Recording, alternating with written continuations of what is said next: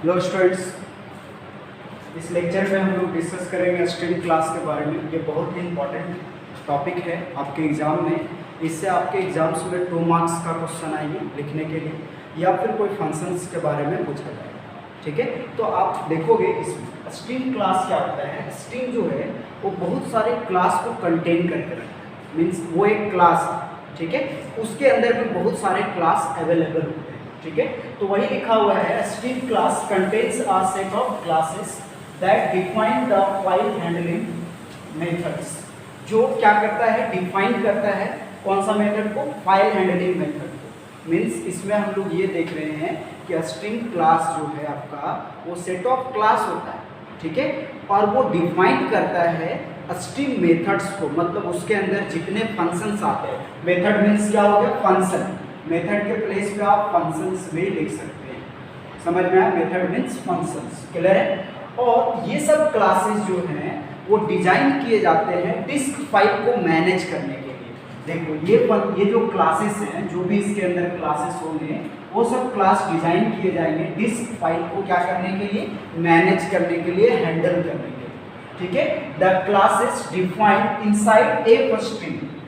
A stream एक drive class है जो डिराइव होता है किसके से, iostream.h से। मतलब iostream.h एक हेडर फाइल, उसके अंदर एक और हेडर फाइल अवेलेबल होता है जिसका नाम है ifstream.h हेडर फाइल।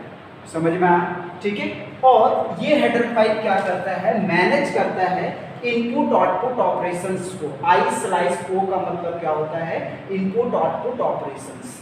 ठीक है, देखोगे ये क्लास का हायरार्की बना हुआ है। इसमें हम लोग परफॉर्मेंस किस तरह से करते हैं, हम लोग तो प्रोग्राम लिख देते हैं, लेकिन प्रोग्राम में जो इंटरनल प्रोसेस होता है ना फाइल के साथ में, इतने सारे उसमें क्लासेस अवेलेबल हैं, और ये क्लास का यूज करके उसमें जो भी परफॉर्मेंस होता है वो हम लोगों को दिखाया जाता है।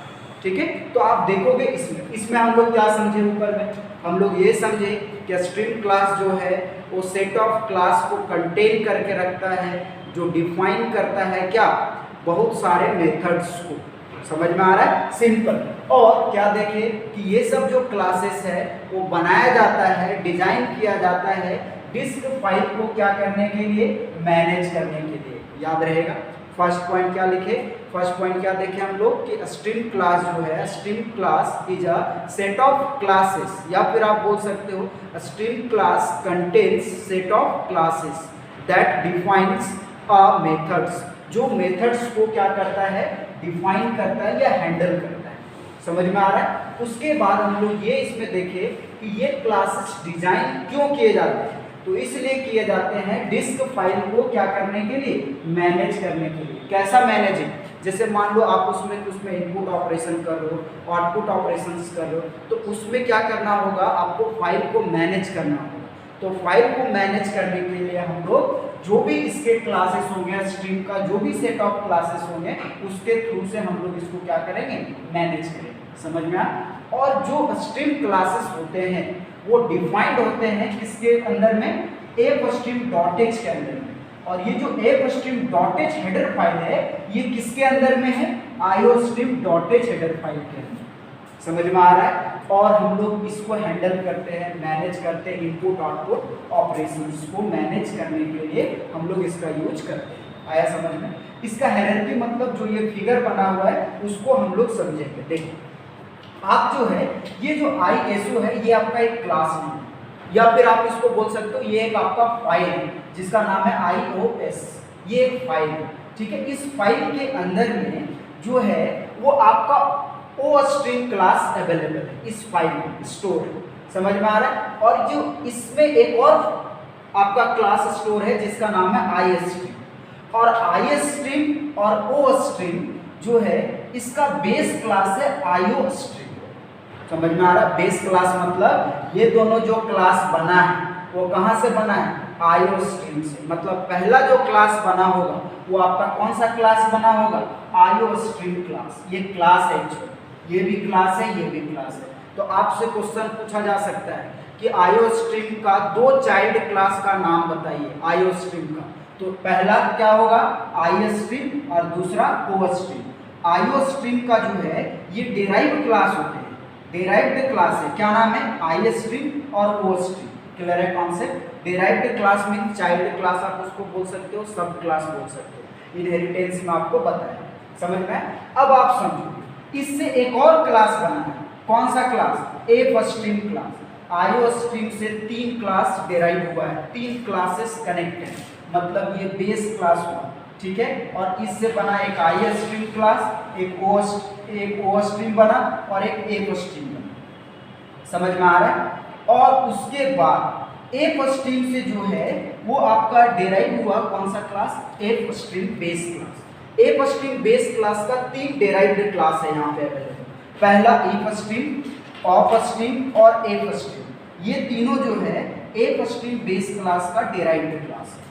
क्लियर है कॉन्सेप्ट। तो आपसे इसमें क्वेश्चंस पूछा ये जा सकता है कि आई स्ट्रीम क्लास का यूज हम लोग क्यों करते हैं, या फिर आई स्ट्रीम जो आपका क्लास है उसका यूज हम लोग क्यों करेंगे। इसमें देखिए आप इस क्लास का जब यूज करोगे, आई मीन्स क्या होता है, इनपुट। देखिए एक आपको ट्रिक दे रहे हैं याद करने के लिए, आप इसको याद रख सकते हैं, ठीक है।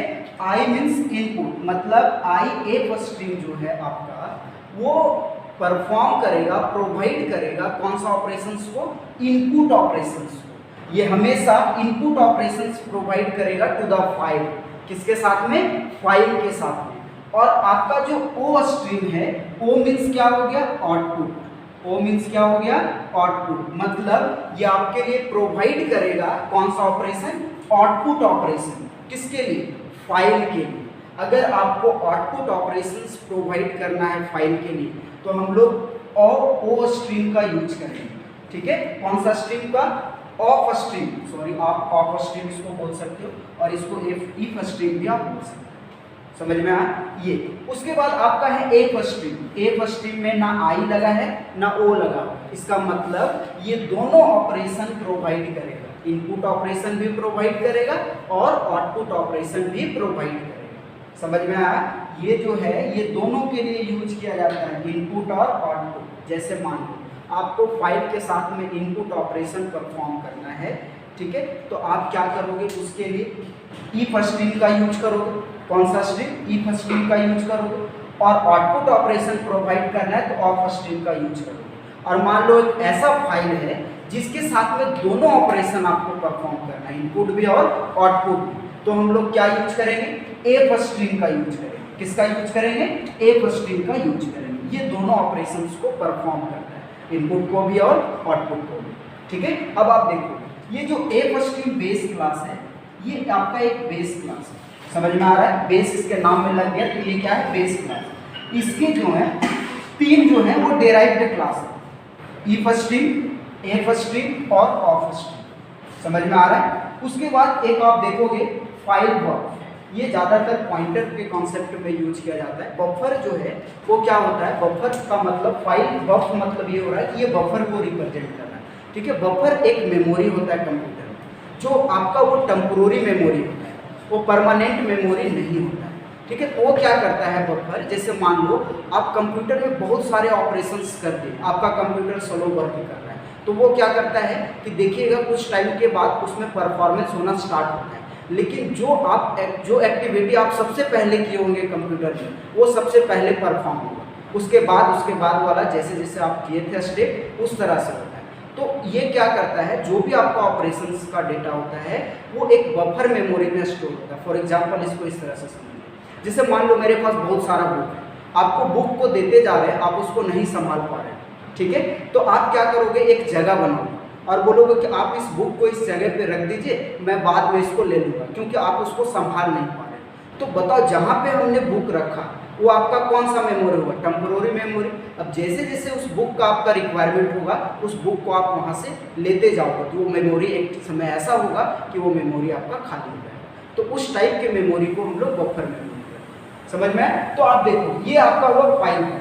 अब इससे जो क्वेश्चंस आते हैं, सबसे इंपॉर्टेंट क्वेश्चन है, एक बार क्वेश्चन ये पूछा है कि आप इफ स्ट्रीम क्लास का फंक्शन के नाम लिखिए, ठीक है, write some functions of ifstream class, ठीक है, मतलब उसके अंदर में कितने फंक्शंस अवेलेबल हैं। तो देखिएगा इफ स्ट्रीम फंक्शन में जो है आपका गेट फंक्शन, ये हम पढ़ाएंगे आगे में बताएंगे, लेकिन यहाँ पे समझा दें कि इसमें जो है आपका गेट फंक्शन अवेलेबल है, गेट लाइन फंक्शन अवेलेबल है, सिकजी फंक्शन और टेल जी फंक्शन। समझ में आ रहा है? ये सब जो फंक्शंस हैं, get function, get line function, इसको हम लोग बोलते हैं सीक्वेंशियल फंक्शन। कौन सा फंक्शन बोलते हैं? Sequential function. और ये जो है सिकजी और टेल जी फंक्शन, ये आपका होता है रैंडम एक्सेस फंक्शन। कौन सा फंक्शन होता है? Random access function. ठीक है, अब आप समझो, इसमें पूछेगा एक स्ट्रिंग बेस क्लास में कितने मेंबर फंक्शंस अवेलेबल हैं? तो दो, एक आपका ओपन फंक्शन और एक क्लोज फंक्शन। ठीक है, ये दोनों फंक्शन अवेलेबल है किस क्लास के अंदर में? एक स्ट्रिंग के क्लास के अंदर। ठीक है, उसके बाद आपका पूछा जाएगा कि ऑफ स्ट्रिंग में बताइए कि कितने फंक्शंस हैं। तो आपका कौन सा फंक्शन है? पुट फंक्शन, राइट फंक्शन और सिकपी फंक्शन और टेल पी फंक्शन। ये दोनों जो फंक्शन है ये आपका है सीक्वेंशियल फंक्शन। कौन सा फंक्शन से है? Sequential function. और ये दोनों जो है आपका सिकजी और टेल जी, ये है आपका रैंडम एक्सेस फंक्शंस। समझ में आ रहा? ये हुआ रैंडम एक्सेस फंक्शंस। अब आपके माइंड में ये हो रहा सीक्वेंशियल फंक्शन क्या होता है, रैंडम एक्सेस फंक्शन क्या होता है। तो इसको हम अलग से एक क्लास लेंगे, उसमें आपको बताएंगे कि सीक्वेंशियल फंक्शन किसको कहते हैं और रैंडम एक्सेस फंक्शन किसको कहते हैं, और सीक्वेंशियल फंक्शन के अंदर में कितने सारे फंक्शंस आते हैं और रैंडम फंक्शन के अंदर में कितने सारे फंक्शंस आते हैं। इसका एक अलग क्लास लेंगे, सेपरेट क्लास होगा, उसमें आपको बेटर समझना है। सिर्फ अभी आपको इतना ही समझना है कि ईफ स्ट्रिंग में कितने सारे फंक्शंस अवेलेबल हैं। तो वो आपका get function, get line function, seekg function और टेल जी फंक्शन, 4 फंक्शन इसमें अवेलेबल है आपका, 4 इसमें अवेलेबल है। और एक स्ट्रिंग में कितने फंक्शन अवेलेबल है? तो देखिए, आप अगर इसमें इनपुट होता है, पहले आप अपना दिमाग यूज कीजिए कि अगर इसमें इनपुट हो रहा है, ईफ स्ट्रिंग मतलब आई से स्पेलिंग स्टार्ट हुआ, तो हमने आपको बोला कि ये प्रोवाइड करेगा इनपुट ऑपरेशंस। ये आपको समझ में आया? तो देखिए, ये इनपुट ऑपरेशन को अगर ये प्रोवाइड कर रहा है, इसका मतलब इनपुट करने से रिलेटेड फंक्शन को ये कंटेन करके रखेगा। मतलब इस क्लास में जितना फंक्शन होंगे अवेलेबल, वो सारा का सारा फंक्शन इनपुट करेगा डेटा। ठीक है, ये कोई चांस ही नहीं बनता वो डेटा को प्रिंट करवाएगा। क्यों?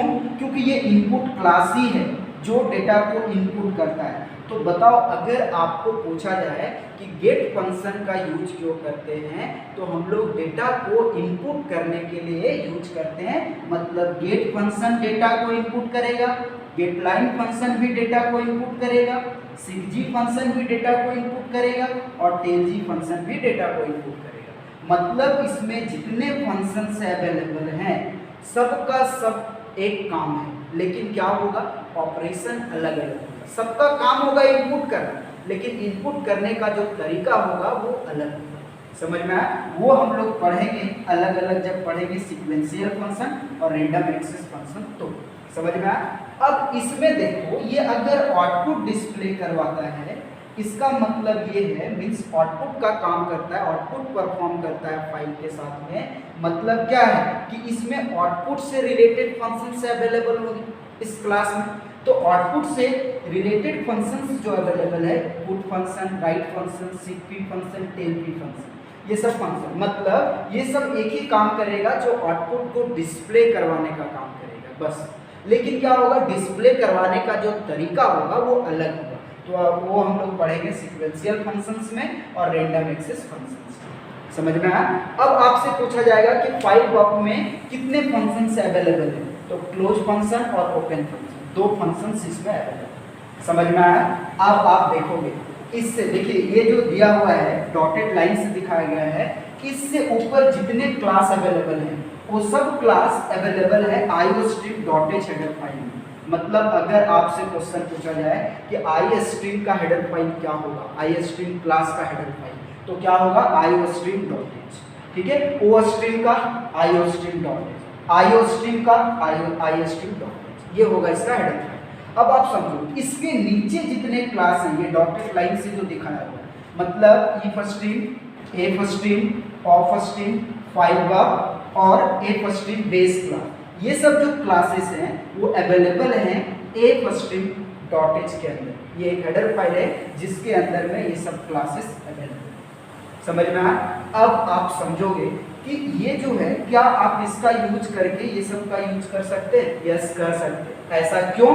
क्योंकि AppStream जो हेडर फाइल है ना, वो iostream.h के अंदर है। मतलब इसका यूज आप सब में कर सकते हैं, iostream.h। इसीलिए हम लोग लिखते हैं iostream.h, क्योंकि इसके अंदर में बहुत सारे क्लासेस और ऑब्जेक्ट अवेलेबल है। इसलिए हम लोग इस फाइल को पहले यूज करते हैं, ताकि इसके अंदर जो भी फाइल, जो भी क्लास और ऑब्जेक्ट अवेलेबल है, उसको हम लोग आसानी से यूज कर सके प्रोग्राम में। अब आप समझो, अब कभी कभी आपसे पूछेगा कि AppStream बताइए इसमें कितने फंक्शंस हैं। तो ये सब जितना फंक्शन बताए ना दोनों में, AppStream और OffStream में, ये सब फंक्शन इसमें अवेलेबल है AppStream में। क्यों? ऐसा क्यों? इसलिए क्योंकि ये दोनों ऑपरेशंस को परफॉर्म करता है, इनपुट साथ ही साथ आउटपुट को भी परफॉर्म करता है। समझ में आया? ये डायग्राम क्लियर है कॉन्सेप्ट? तो इसको हम लोग नोट्स में देख लेंगे, और नोट्स में आपका दिखाया हुआ रहेगा कि किस फंक्शंस के अंदर में, किस क्लास के अंदर में कितने फंक्शंस आते हैं। इससे बहुत ही सिंपल क्वेश्चन पूछता है। क्वेश्चन आपसे ये पूछेगा कभी कभी कि what is the difference between AppStream and OffStream। ऐसा क्वेश्चन पूछा कि AppStream और OffStream में डिफरेंस बताइए।